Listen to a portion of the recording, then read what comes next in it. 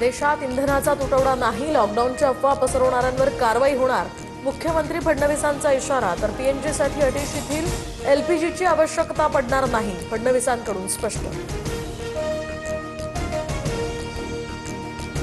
Pipeline असताना सुद्धा connection न घेतल्यास 3 महिन्यात सिलेंडर बंद होऊ शकतो. त्यामुळे पीएनजीच्या जास्तीत जास्त जोडण्या करून घ्या, पुरवठा मंत्री छगन भुजबळांचं आवाहन.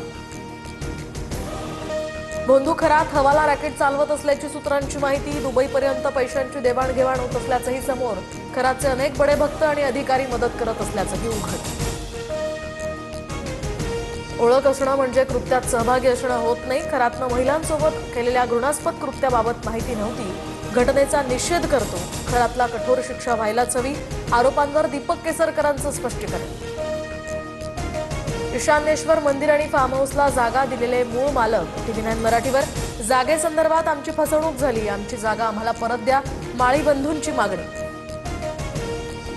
खरात प्रकरणामध्ये महिलांचे व्हिडिओ व्हायरल करणाऱ्यांवर फौजदारी कारवाई होणार. मुख्यमंत्री फडणवीसांचा इशारा.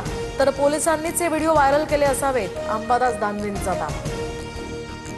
राज्यात लवकरच मोठा राजकीय भूकंप होणार. ऑपरेशन टायगर आणि तुतारी योग्य वेळी होईल. राज्यसभा खासदार ज्योती वाघमारेंचा सूचक दावा. राष्ट्रवादीचं विलीनीकरण करायचं आहे, त्यांनी सुनेत्रा पवार यांच्याशी चर्चा करावी, त्या निर्णय घेतील. राष्ट्रवादीच्या एका वरिष्ठ नेत्याचं हे विधान.